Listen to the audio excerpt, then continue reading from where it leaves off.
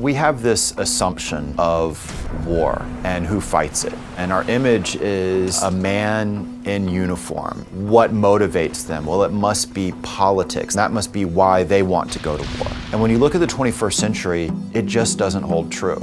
Today, warfare is waged by new entities. They are known as private military corporations. They are loyal to no country, available to the highest bidder.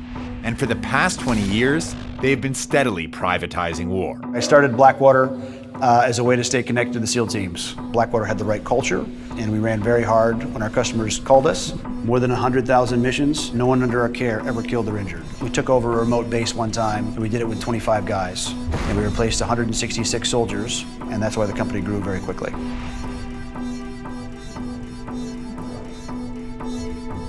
Initially contracted as support for the armed forces, PMCs are quietly taking over combat, as governments, regimes, and companies around the world wield them as deadly tactical weapons. Despite their prominence in the headlines, little is known about this hidden industry.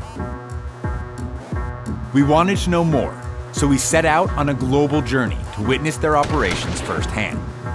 To be honest, I left the army because the money wasn't good enough for what I was getting paid to do. Why would I do 5 years in Iraq in the army and earn 120 grand when I can do 2 years in Iraq and earn 400 grand?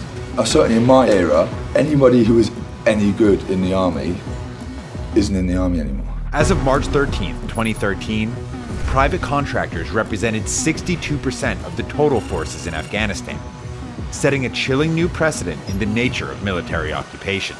It amazes me how many people there are out there who are willing to get involved in this kind of thing. I can make a dozen phone calls, and within a month, we'll have 1,000 guys. In the 10 years after 9/11, the US government has spent more than $3.3 trillion in private defense contracts. And all that money doesn't just buy the world's best soldiers. It buys access to the world's most advanced weapons.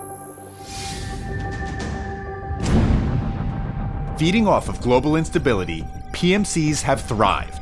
In fact, the third largest company in the world is a private military corporation, and most people have never heard of them.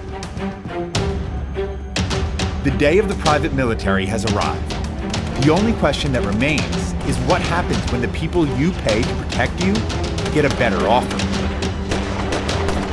One big concern is a question of allegiance. Who exactly are they working for? We've seen them work for human rights groups, environmental groups, drug cartels, terrorist groups. They cover the entire moral spectrum. Some people argue that they're already well regulated. That's just false. Which leads you to wonder, with advanced weaponry, highly trained soldiers, billions of dollars at their disposal, and few regulations, what happens if they stop taking orders and start taking over?